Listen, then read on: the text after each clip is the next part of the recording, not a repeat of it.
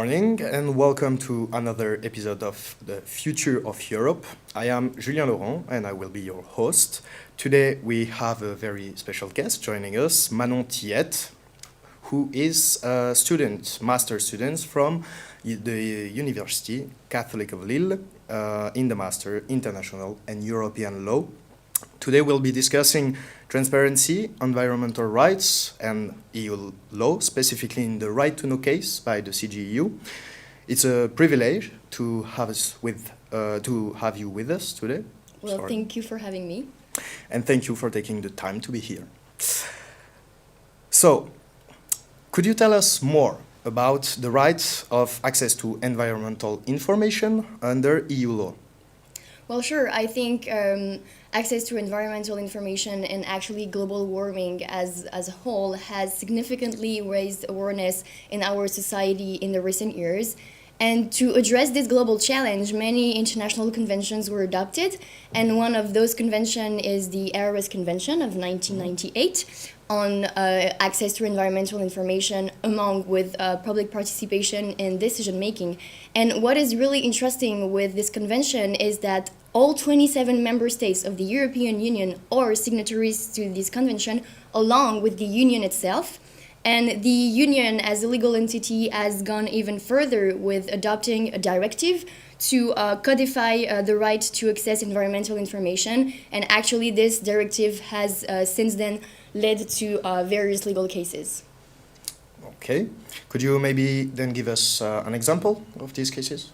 Sure. Well, there's the right to know case, which is pretty recent of 2022. Right to Know is an environmental NGO that requested access to records of Irish government meetings. And the first request was denied. And so Right to Know challenged the decision in front of the High Court of Ireland. And the High Court approved the exception for the refusal, but still sent back the case to the Prime Minister of Ireland, finding that the public interest in disclosure had not been probably weighed. So the case was sent back to the Prime Minister, who partially this time granted the request. And Right to Know again challenged the decision in front of the High Court. And actually that's when the dispute reached the CJEU in a reference for a plenary ruling, in which the court was asked to interpret the directive's exception and assess whether Irish procedural rules on res judicata, so the principle which prevents relitigation of settled issues, aligned with EU law. So Right to Know is a significant case for understanding the interplay between national and EU legal system, which can sometimes be complicated, and of course the right of access to environmental information. Interesting. Could you enlighten us on what does the case reveal about procedural autonomy and its limits under European law? Sure. Well, procedural autonomy is, it's in the name. So it's basically an autonomy which is given to member states to design their own procedural rules when it comes to enforcing EU law.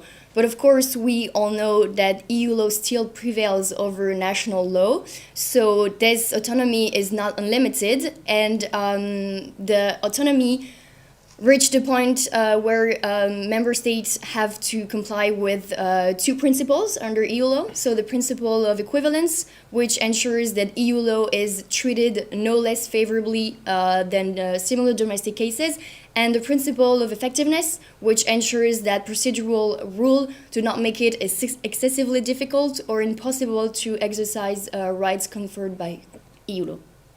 Okay, so under EU law, both principles of equivalence and effectiveness on the one side and res judicata on the other side are important. Yeah, absolutely.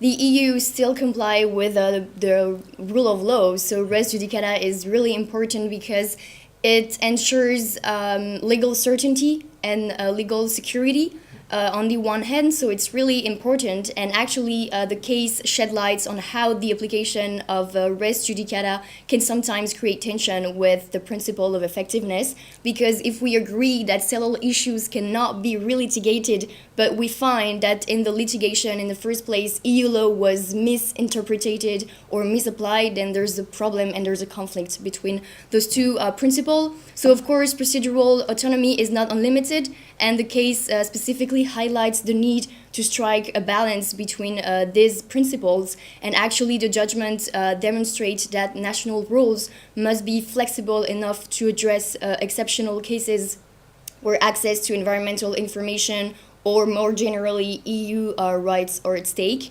And in the end, the court ruled that if national courts have the discretion to revisit a case under exceptional circumstances, then they must use that power to ensure compliance with EU law. Then, how did the CJEU address the exceptions to access rights under Directive 2003/4/EC in this case? So under the directive, there are two exceptions that are outlined. So the first is internal communications. So basically, it refers to information that circulates within a public authority, and has not left its internal sphere. So it's really broad in scope because, I mean, a lot of information circulates among a public authority. So it requires careful control to ensure the public interest in the disclosure is balanced against the need for confidentiality. And the second exception is proceeding of a public authority. So this one is much more limited because it is limited to final stages of a legally defined decision-making process. So it applies much more narrowly and does not even apply if the information at stake relates to environmental emissions. So this interpretation ensures that public access to environmental information is upheld, reflecting at first the directive and in the end the Air Risk Convention. I see.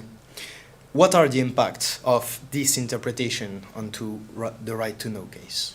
Well, Right to Know, when they first challenged the decision in front of the High Court, wanted to argue that the request they were asking for was fell under proceedings of a public authority. So if they successfully argued that, the record may be refused, but under strict conditions if the confidentiality applies under national law. However, if they had argued that it fell under proceedings of public authority, but the information in question concerned emissions into the environment, then the records must have been disclosed no matter what. And actually, that is what happened because we have the judgment of the High Court of Ireland from the 20th December 2024, and so the request was accepted, and Right to Know obtained the document they were asking for. What broader lessons can be drawn from this case of the future of environmental governance in the EU? I think this case serves as a reminder that effective environmental governance requires a delicate balance between procedural fairness, national autonomy, and the enforcement of EU-wide standards. But the case also serves as an example of the EU's commitment to transparency and highlights the critical intersection of EU law and environmental policy in achieving sustainability goals. So it's a really enriching case. Well, Manon, I think you were pretty clear. Thank you for sharing your insights with us today. It's been a real pleasure to talk with you.